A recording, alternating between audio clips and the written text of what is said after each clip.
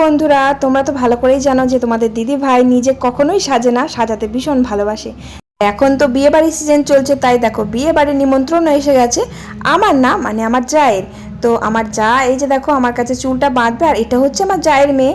আর আমি মোটামুটি চুলটা বাঁধতে পারি। তোমরাই তো কমেন্ট করে বলো যে তুমি একটু স্টাইল করে চুল বাঁধো না, একই রকম চুল বাঁধো। সত্যি তাই, আমি সাজুগুজু করতেই পারি না টাইমের অভাবে।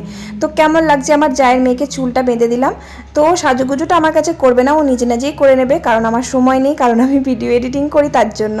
আর আমার দু যাকেও চুল বেঁধে দিচ্ছে এই যে।